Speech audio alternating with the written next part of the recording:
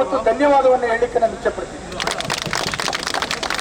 ನಾವು ಕೂಡ ನಿಮ್ಮ ಬರಲಿ ಅಂತೇಳಿ 4 ಗಂಟೆ 30 ನಿಮಿಷ ಇಲ್ಲಿ ಬಂದು 4 ಗಂಟೆ ಖಾಲಿ. ಆದರೆ ನಮ್ಮದು ಮುಖ್ಯವಲ್ಲ, ನೀವು ನಡ್ಕೊಂಬಂದಿದ್ದೀರಲ್ಲ, ನಿಮ್ಮದು ಮುಖ್ಯ. ನಿಮಗೆ ಕೃತಜ್ಞತೆ ಸಲ್ಲಬೇಕಾಗಿರ್ತಕ್ಕಂಥದ್ದು ಬಹಳ ದೊಡ್ಡ ಸಾಹಸ. ಮತ್ತು ವರ್ಣದಿಂದಲೂ ಕೂಡ ಸಾಕಷ್ಟು ಜನ ಈ ಕಾಲ್ನಡಿಗೆ ಜಾತಿಗೆ ಅವರು ಕೂಡ ಹೆಜ್ಜೆ ಹಾಕಿದ್ದಾರೆ ಅಂತಕ್ಕಂಥ ಮಾಹಿತಿನೂ ಕೂಡ ಇದೆ. ವರ್ಣ ಕ್ಷೇತ್ರದ ಎಲ್ಲ ಬಲಗೈ ಸಮುದಾಯದ ಬಂಧುಗಳು ಕೂಡ ನಾನು ಹೃದಯಪೂರ್ವಕವಾದಂತಹ ಸ್ವಾಗತ ಮತ್ತು ಧನ್ಯವಾದ ಹೇಳಲಿಕ್ಕೆ ಇಚ್ಛೆಪಡ್ತೀನಿ. ಮತ್ತು ಇಲ್ಲಿ ಬಂದಿರತಕ್ಕಂಥ ಒಬ್ಬರಿಗೆ ಅವಕಾಶ ಕೊಡ್ತೀನಿ.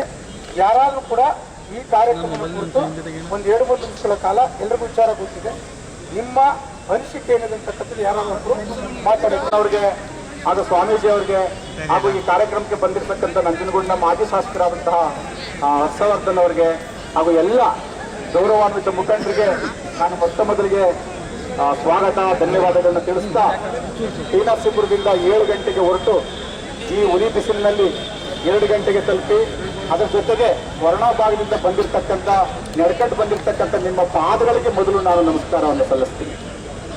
ಎಲ್ಲ ಟಿ ನರಸೀಪುರ ತಾಲೂಕಿನ ಎಲ್ಲ ಗೌರವಾನ್ವಿತರು, ವಡದರೆ ವರ್ಣ ಕ್ಷೇತ್ರದವರು, ನರಸೀಪುರ ತಾಲೂಕು ಎಲ್ಲ ಗೌರವಾನ್ವಿತರು ನಡ್ಕೊಂಡು ಬಂದು ಇಲ್ಲಿ ತಲುಪಿದ್ದೀರಿ. ಸಮಾಜಕ್ಕೆ ಆಗಿರ್ತಕ್ಕಂಥ ಅನ್ಯಾಯವನ್ನು ಖಂಡಿಸಿ ನಮ್ಮ ಸಮಾಜಕ್ಕೆ ನ್ಯಾಯವನ್ನು ದೊರಕಿಸ್ಕೊಡ್ಬೇಕು ಅಂತೇಳಿ ಇಲ್ಲೆಲ್ಲರೂ ತಾವು ಬಂದಿದ್ದೀರಿ.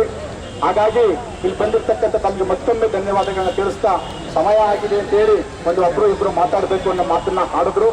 ಎಲ್ರಿಗೂ 1 ನಿಮಿಷ ಅವಕಾಶ ಆಗಲಿ ಅಂತ ಈ ಸಂದರ್ಭದಲ್ಲಿ ನಾನು ಕೇಳ್ತಕ್ಕ ಬಂಧುಗಳೇ, ತಮ್ಮೆಲ್ಲರಿಗೂ ಈ ಒಳ ಮೀಸಲಾತಿ ವಿಚಾರ ತಮ್ಮೆಲ್ಲರಿಗೂ ಗೊತ್ತಿದೆ. ಇವತ್ತು ನಮ್ಮ ಸಮಾಜ ಈ ಉರಿ ಬಿಸಿಲಿನಲ್ಲಿ ಈ ರಾಜ್ಯದ ಬಲಗೈ ಸಮಾಜ ಬೀದಿಗೆ ಬಂದು ನಿಂತ್ಕೊಳ್ತಕ್ಕಂಥ ಸ್ಥಿತಿಗೆ ತಂದಿದ್ದಾರಲ್ಲ ಈ ಸರ್ಕಾರದವರು. ಇವ್ರಿಗೆ ಒಳ್ಳೇದಾತಪ್ಪ. ಇವ್ರಿಗೆ ನಮ್ಮನ್ನೆಲ್ಲ ಇವ್ರಿಗೋಸ್ಕರ ಬೀದಿಲಿ ನಿಂತಿದ್ವಿ ನಾವು 2023ರಲ್ಲಿ. ಈಗ ಮತ್ತೆ ನಮಗೋಸ್ಕರ ಇವರು ನಮ್ಮನ್ನು ಬೀದಿಲಿ ನಿಲ್ಲಿಸ್ಬಿಟ್ಟಾರೆ. ಒಂದು 2-3 ಡೇಟ್ಗಳಿದೆ, ಆ ಡೇಟ್ಗಳನ್ನ ಹೇಳ್ಬಿಡ್ತೀನಿ. ಯಾಕಂದ್ರೆ ಡೇಟ್ಗಳು ಕನ್ಫರ್ಮ್ ಆಗ್ಬಿಡಿ ಎಂತ ಈ ಸರ್ಕಾರ ಎಂತ ವೈರುಧ್ಯವನ್ನ ಮಾಡಿದೆ ಅಂತ ಹೇಳಿ ಒಂದು 2-3 ಡೇಟ್ನ ಗುರುತು ಮಾಡಿದ್ದೀನಿ. ನಾನು ಅದು ಹೇಳ್ಬಿಡ್ತೀನಿ, ಕೇಳ್ಕೊಳ್ಳಿ ಒಂಚೂರು ಅಷ್ಟೇ. 1-8-2024ರಲ್ಲಿ ರಾಷ್ಟ್ರೀಯ ಸರ್ವೋಚ್ಚ ನ್ಯಾಯಾಲಯ ಆಯಾ ರಾಜ್ಯಗಳಿಗೆ ಒಳ ಮೀಸಲಾತಿಯನ್ನು ಜಾರಿ ಮಾಡಬಹುದು ಅಂತ ಆದೇಶವನ್ನು ನೀಡಿತು. ಆಯಾ ರಾಜ್ಯದಲ್ಲಿರ್ತಕ್ಕಂಥ ಜಾತಿವಾರು ಪಟ್ಟಿಯನ್ನು ತಕೊಂಡು ನೀವು ನೀಡಿ ಅಂತ. ಅದರ ಆಧಾರದ ಮೇಲೆ ಕರ್ನಾಟಕ ಸರ್ಕಾರ ನವೆಂಬರ್ 2024ರಲ್ಲಿ ಜಸ್ಟಿಸ್ ನಾಗಮೋಹನ್ ದಾಸ್ ಅವರ ನೇತೃತ್ವದಲ್ಲಿ ಏಕಸದಸ್ಯ ಆಯೋಗವನ್ನು ರಚನೆ ಮಾಡಿತು. 1-8-2025ರಲ್ಲಿ ಎಲ್ಲ ಎಂಪರಿಕಲ್ ಡಾಟಾವನ್ನು ಕಲೆಕ್ಟ್ ಮಾಡಿದಂತಹ ಆಯೋಗದ ಅಧ್ಯಕ್ಷರು ಆಯೋಗದ ವರದಿಯನ್ನು ಸಲ್ಲಿಸುವಾಗ ಹೇಳ್ತಾರೆ, 5 ಗುಂಪು ಕರ್ನಾಟಕ ರಾಜ್ಯದಲ್ಲಿರ್ತಕ್ಕಂಥ 101 ಜಾತಿಗಳನ್ನ 1,05,00,000 ಜಾತಿಗಳನ್ನ 5 ಭಾಗವಾಗಿ ವಿಂಗಡಿಸ್ತಾರೆ. ಎ ಟಚಬಲ್ ಎಸ್ಸಿಸ್ 4%, ಬಿ ಮಾದಿಗ ಸಂಬಂಧಿತ ಜಾತಿಗಳು 6%, ಸಿ ವಲಯ ಸಂಬಂಧಿತ ಜಾತಿಗಳು 5%, ಡಿ ನೊಮೆಡಿಕ್ಸ್ ಮೈಕ್ರೋ ಕಮ್ಯುನಿಟೀಸ್ ಅಂತ 1%, ಮತ್ತೆ ಆದಿ ಕರ್ನಾಟಕ, ಆದಿ ದ್ರಾವಿಡ, ಆದಿ ಆಂಧ್ರ ಅಂತ ಯಾರು ಜಾತಿ ಹೇಳ್ಕೊಳ್ತಿದ್ರೆ ಇವ್ರಿಗೊಂದು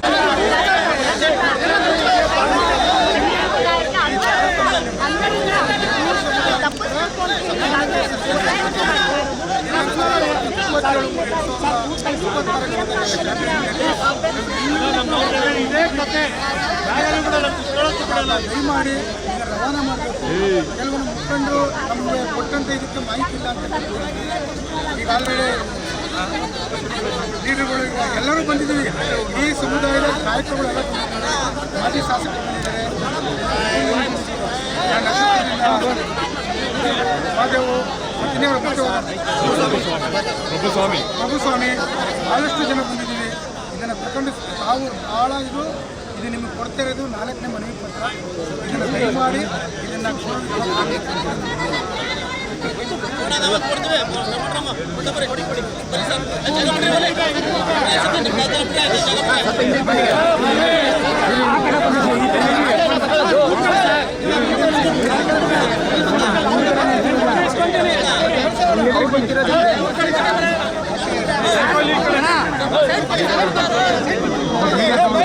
ಗಾಡಿ ಕೊಡಿ.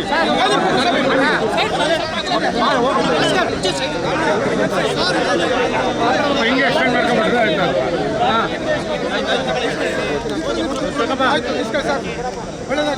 ಇಷ್ಟು ವರ್ಷಗಳು ಬರ್ತಾವೆ, ನೀವು ಯಾವತ್ತೂ ಏನ್ ಮಾಡಿದ್ದಾರೆ? ಏನ್ ಮಾಡಿದ್ದಾರೆ ಹೇಳಿ. ಸಾಮಾಜಿಕ ನಮ್ಮೂರ್ಲಾಕ ನಾನು ಕೊಡೋದಿಲ್ಲ ನಮ್ಮೂರೇ ಕೇಳ್ಕೊಂತ ಅಂತೀನಿ ನೀನು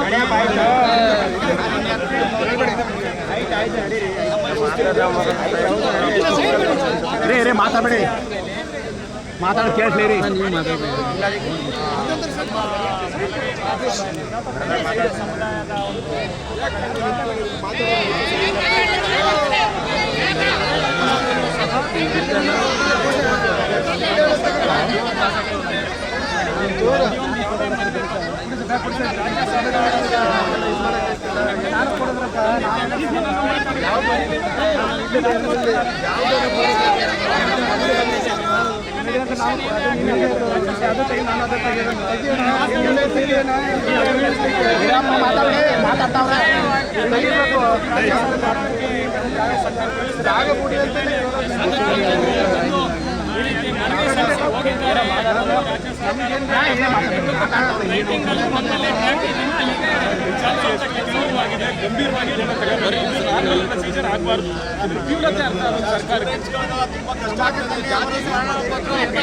SLC ಎಕ್ಸಾಮ್ ಬಂದಾಗ ಸರ್ ಕ್ಯಾಸ್ಟ್ ಸರ್ಟಿಫಿಕೇಟ್ ಮಾಡಿ ಅಂತವ್ರೆ ನಿಲ್ಲಿಸಿ ಅದನ್ನ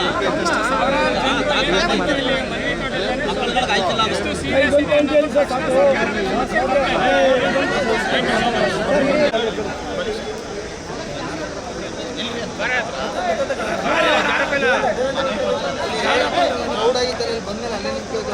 ಸರ್ ಬನ್ನಿ ಸರ್ ಬನ್ನಿ ಸರ್ ನಮ್ಮ ಜೆಡ್ ಪಿ ಮೆಂಬರ್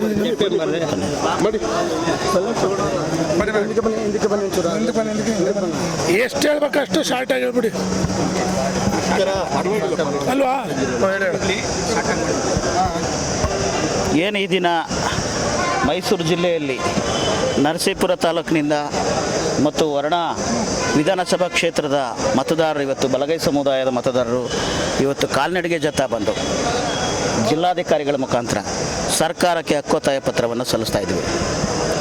ವಿಚಾರ ಇಷ್ಟೇ, ಈಗೇನು ಒಳ ಮೀಸಲಾತಿ ವಿಚಾರ ಸಂಬಂಧಪಟ್ಟಂಗೆ ರಾಜ್ಯ ಸರ್ಕಾರ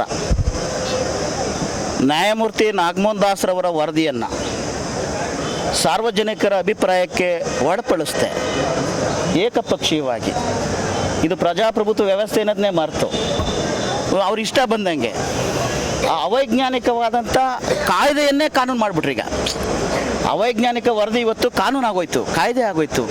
ಆ ಎಲ್ಲ ಪ್ರೊಸೀಜರು ಉಲ್ಲಂಘನೆ ಆಗಿದೆ. ಜೊತೆಗೆ ಈಗೇನು ಅವೈಜ್ಞಾನಿಕ ವರದಿಯನ್ನು ಕಾಯ್ದೆ ಮಾಡಿದ್ರು ಅದರ ಪರಿಣಾಮಗಳು ಈಗ ತುಂಬ ಫೇಸ್ ಮಾಡ್ತಾ ಇದೆ. ಬಲಗೈ ಸಮುದಾಯದ ವಲಯ ಸಂಬಂಧಿತ ಜಾತಿ ಜನ ಮತ್ತು ಪ್ರವರ್ಗ ಸಿ ಗುಂಪಿನ ಜನ ಈಗ ಅನುಭವಿಸ್ತಾ ಇದ್ದಾರೆ. ಅವರ ಅವೈಜ್ಞಾನಿಕ ವರದಿಗೆ ಒಂದು ಉದಾಹರಣೆ, ಏನು ಸ್ವತಂತ್ರ ಬಂದಾಗಿಂದ ಬಲಗೈ ಸಮುದಾಯದವರು ಸಿಕ್ಕಾಪಟ್ಟೆ ತಿಂದುಬಿಟ್ಟಿದ್ದಾರೆ. ಹಂಗಾಗಿ ಅವ್ರು ಸ್ವಲ್ಪ ದಿನ ಉಪವಾಸ ಇರಲಿ, ಒಂದು 30 ವರ್ಷ ಇವರು ಉಪವಾಸ ಇರಲಿ, ಎಡಗೈ ಸಮುದಾಯದವರು ಊಟ ಮಾಡಲಿ ಅನ್ನೋ ವಿಚಾರವನ್ನು ಪ್ರಸ್ತಾಪ ಮಾಡಿದ್ದಾರೆ. ಇದು ಹೇಗೆ?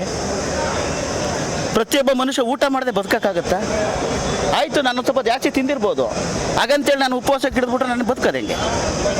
ಇದು ಸಾಮಾಜಿಕ ನ್ಯಾಯನ? ಇದು ಅವೈಜ್ಞಾನಿಕ ಅಲ್ವಾ? ಇದು ಇಂಥ ಅವೈಜ್ಞಾನಿಕ ಅನೇಕ ಲೋಪಗಳು ಸೇರಿದ್ದಾವೆ. ಮತ್ತು ಯಾವುದೇ ವೈಜ್ಞಾನಿಕ ಆಧಾರಗಳೇ ಇಲ್ಲ. ಇವರು ವರದಿಯಲ್ಲಿ ವೈಜ್ಞಾನಿಕ ಆಧಾರಗಳಿಲ್ಲ. ಬಹುಶಃ ಈ ವರದಿಯ ಹಿಂದೆ ಸಂಘ ಪರಿವಾರ ಇದೆ, ಮನುವಾದಿಗಳಿದ್ದಾರೆ, RSS ಇದೆ. ನೀವು ನಂಬ್ತಿರೋ ಬಿಡ್ತಿರೋ, RSS ಮುಖಂಡ ವಾದಿರಾಜುಗೂ ಈ ಒಳಮೀಸಲಾತಿಗೆ ಸಂಬಂಧ ಏನು?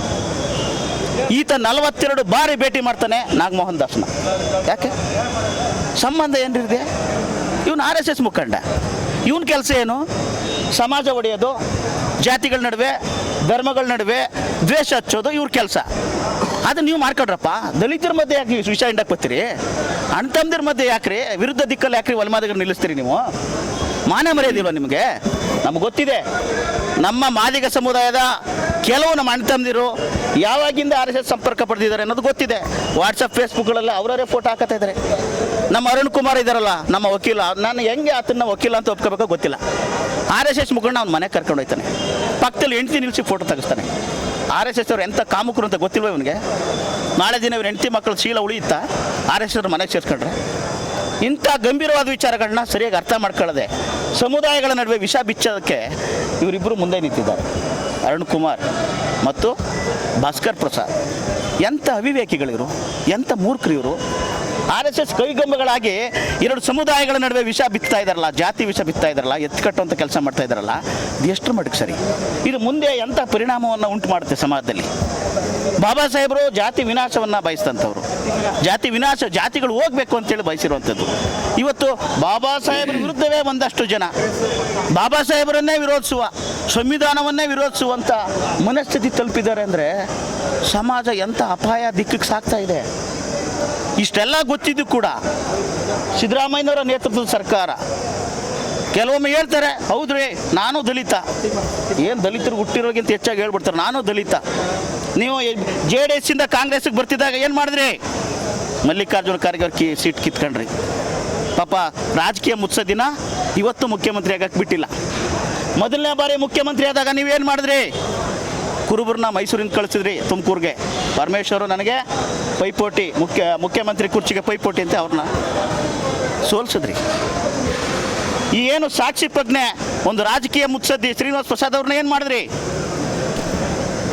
ಯಾವ ಸ್ಥಿತಿಗೆ ತಳ್ಳಿದ್ರಿ ಅವ್ರನ್ನ? ಮರ್ತಿದ್ದೀವಿ ನಾವು. ದಲಿತರಿಗಾಗಿ SCP TSP ಹಣನ ಮೀಸಲಿಟ್ರಿ. ಏನು ಮಾಡ್ತಾಯಿದ್ರಿ? ಎಲ್ಲ ಗ್ಯಾರಂಟಿಗೆ ಹಂಚ್ತಾ ಇದ್ರಿ. ಹಳ್ಳಿಗಳಲ್ಲಿ ನಿಜವಾದ ಶೋಷಿತ ಸಮುದಾಯ ಒಂದು ಕುರಿ ತಗೊಳಕ್ಕಾಯ್ತಿಲ್ಲ ಲೋನ್ನಲ್ಲಿ, ಒಂದು ಕೋಳಿ ತಗೊಳಕ್ಕಾಯ್ತಾ ಇಲ್ಲ, ಒಂದು ಬೋರ್ವೆಲ್ ಹಾಕ್ಸ್ಕೊಳಕ್ಕಾಯ್ತಾ ಇಲ್ಲ, ಒಂದು ಆಟ ತಗೊಳಕ್ಕಾಗ್ತಾ ಇಲ್ಲ, ಬದುಕು ಕಟ್ಕೊಳಕ್ಕಾಗ್ತಾ ಇಲ್ಲ. SCP TSP ದುಡ್ಡಿರೋದು ಸಾಮಾಜಿಕವಾಗಿ, ಶೈಕ್ಷಣಿಕವಾಗಿ, ಆರ್ಥಿಕವಾಗಿ ನಮ್ಮನ್ನು ಅಭಿವೃದ್ಧಿಗೊಳಿಸಕ್ಕಿರುವಂಥದ್ದು, ನಮಗಾಗಿ ಮೀಸಲಾಗಿರುವಂಥದ್ದು. ನಮ್ಮ ಮೀಸಲು ಹಣ ಮುಟ್ಟಕ್ಕೆ ನೀವು ಯಾರ್ರೀ? ಮಾದೇವ್ ಯಾಕೆ ಸೈನ್ ಮಾಡಿಕೊಟ್ರು ಹಂಚೋದಕ್ಕೆ? ಸಮುದಾಯ ಪರ್ಮಿಷನ್ ಕೊಟ್ಟಿದೆಯಾ? ಒಳ ಮೀಸಲಾತಿ ವಿಚಾರದಲ್ಲಿ ಯಾವ ವರ್ಗದವ್ರದ್ದು ವಿರೋಧ ಇಲ್ಲ, ಆದರೆ ಅದು ವೈಜ್ಞಾನಿಕವಾಗಿ ಆಗಬೇಕು, ಎಲ್ಲ ಸಮುದಾಯಗಳಿಗೂ ನ್ಯಾಯ ಸಿಗಬೇಕು. ಸಾಮಾಜಿಕ ನ್ಯಾಯ ಏನು ಈ ಪರಿಶಿಷ್ಟ ಜಾತಿಯ 101 ಪಟ್ಟಿಯಲ್ಲಿ 101 ಜಾತಿಗಳಿದ್ದಾವೆ, ಎಲ್ರಿಗೂ ಸಿಗಬೇಕು ಅನ್ನೋದೇ ಅದರ ಆಶಯ. ಸಂವಿಧಾನದ ಆಶಯನೇ ಅದು. ಅದರ ಆಶಯನೇ ಬುಡ ಮೇಲ್ ಮಾಡುವಂಥ ಇಂಥ ನೀಚ ಸರ್ಕಾರದ ನೀತಿ ಖಂಡನಾರ್ಹ. ಸಿದ್ದರಾಮಯ್ಯನವರು ಈಗಲಾದರೂ ಎಚ್ಚೆತ್ಕೋಬೇಕು. ಎಚ್ಚೆತ್ಕೊಂಡು ಏನು ಬಲಗೈಸ B ವರ್ಗ ಮತ್ತು C ಗುಂಪಿಗೆ ಅನ್ಯಾಯ ಆಗಿದೆಯೋ ಅದನ್ನು ಸರಿಪಡಿಸ್ಬೇಕು. ಸರಿಪಡಿಸ್ಲಿಲ್ಲ ಅಂದರೆ ವರ್ಣ ವಿಧಾನಸಭಾ ಕ್ಷೇತ್ರದ ಮತದಾರ ಏನಿದೆ ಬಲಗೈ ಸಮುದಾಯದವರು, ನಾವೆಲ್ಲ ಕಮಿಟಿ ಮಾಡ್ತೀವಿ, ಚರ್ಚೆ ಮಾಡ್ತೀವಿ, ನಿಮ್ಮ ಮನೆಗೆ ಮುತ್ತಿಗೆ ಹಾಕ್ತೀವಿ. ನಮಗೆ ಸಿದ್ದರಾಮಯ್ಯ ದೂರ ಇಲ್ಲ, ಅಕ್ಕಪಕ್ಕ ದೂರವ್ರು ನಾವೆಲ್ಲ ನಿಮ್ಮ ಮನೆಗೆ ಮುತ್ತಿಗೆ ಹಾಕ್ತೀವಿ. ಆ ಹಂತಕ್ಕೆ ಹೋಗ್ಬಾರ್ದು ಅಂದರೆ ಈ ಕೂಡಲೇ ಎಚ್ಚೆತ್ಕೊಂಡು ಏನು ರೋಷ್ಟ ಬಿಂದುನಲ್ಲಿ ಆಗಿರ್ತಕ್ಕಂಥ ಲೋಪವನ್ನು ಸರಿಪಡಿಸಿ ಎಲ್ಲ ಸಮುದಾಯ ಜನರಿಗೆ ನ್ಯಾಯವನ್ನು ಕೊಡಿಸಬೇಕು ಅಂತೇಳಿ ಈ ಸಂದರ್ಭದಲ್ಲಿ ನಾನು ಆಗ್ರಹಪಡಿಸ್ತೀನಿ. ನನ್ನ ಹೆಸರು ಚೋರ್ನಳ್ಳಿ ಶಿವಣ್ಣ, ದಲಿತ ಸಂಘರ್ಷ ಸಮಿತಿ ಜಿಲ್ಲಾ ಸಂಚಾಲಕ. ಮೈಸೂರು ಜಿಲ್ಲೆಯಲ್ಲಿ ಸಾಂಕೇತಿಕವಾಗಿ ದಿನಾಂಕ 25/3/2026 ಬೆಂಗಳೂರಿನ ಪೀಪಲ್ಸ್ ಪಾರ್ಕ್ ಫ್ರೀಡಮ್ ಮೈದಾನದಲ್ಲಿ ಏನು ನಮ್ಮ ಶೋಷಿತ ಬಲಗೈ ಸಮುದಾಯದ ಮೀಸಲಾತಿಯ ನಾಗಮೋಹನ್ ವರದಿಯ ತಿರಸ್ಕಾರ ಮಾಡಬೇಕಂತೇಳಿ ಏನು ನಾವು ಬೃಹತ್ ಪ್ರತಿಭಟನೆ ಮಾಡ್ತಾಯಿದ್ದೀವಿ. ಅದರ ಪೂರಕವಾಗಿ ಇವತ್ತು ಸಾಂಕೇತಿಕವಾಗಿ ಮೈಸೂರು ಜಿಲ್ಲೆಯಲ್ಲಿ ಇವತ್ತು ಕಾಲ್ನಡಿಗೆ ಜಾಥಾ, ರ್ಯಾಲಿಗಳು, ಬೈಕ್ ರ್ಯಾಲಿ ಹಾಗೂ ಎಲ್ಲ ಬಲಗೈ ಮುಖಂಡರು ಪಕ್ಷಾತೀತವಾಗಿ ಇವತ್ತು ಬಂದು ಇವತ್ತು ನಮ್ಮ ಸಮುದಾಯಕ್ಕೆ ಆಗ್ತಿರೋಂಥ ಅನ್ಯಾಯವನ್ನು ಈ ಸರ್ಕಾರ ಸರಿಪಡಿಸಲಿಲ್ಲ ಅಂದರೆ 25ರಂದು ನಡೆಯುವಂಥ ಬೃಹತ್ ಸಮಾವೇಶದ ನಂತರ ಮತ್ತೆ ಮೈಸೂರಿನಿಂದ ಬೆಂಗಳೂರಿನವರೆಗೆ ಕಾಲ್ನಡಿಗೆ ಜಾತಿ ಮೂಲಕ ಹೋಗಿ ರಾಷ್ಟ್ರಪತಿ ಭವನದ ಮುಂದೆ ಬೃಹತ್ ಪ್ರತಿಭಟನೆಯನ್ನು ಮಾಡಲಿಕ್ಕೆ ತೀರ್ಮಾನ. ಇದರ ಪೂರ್ವಭಾವಿಯಾಗಿ ಇವತ್ತು ವರ್ಣ ಕ್ಷೇತ್ರದಲ್ಲಿ 1,000ಕ್ಕಿಂತ ಹೆಚ್ಚಾಗಿ ಇವತ್ತು ಸಿದ್ದರಾಮಯ್ಯನವರ ಸ್ವಕ್ಷೇತ್ರದಿಂದಲೇ ಪ್ರಾರಂಭ ಮಾಡಿದ್ದೀವಿ. ಈ ಒಂದು ಮುನ್ನೆಲೆಯಲ್ಲಿ ಸರ್ಕಾರ ಇಂದಾದರೂ ಮುನ್ನೆಚ್ಚರಿಕೆ ಕ್ರಮವಾಗಿ ನಮ್ಮ ಬಲಗೈ ಸಮುದಾಯಕ್ಕೆ ನ್ಯಾಯ ಕೊಡಿಸ್ಬೇಕು ಅಂತೇಳಿ ನಾನು ಭಾವಿಸ್ತೇನೆ. ಥ್ಯಾಂಕ್ಸ್.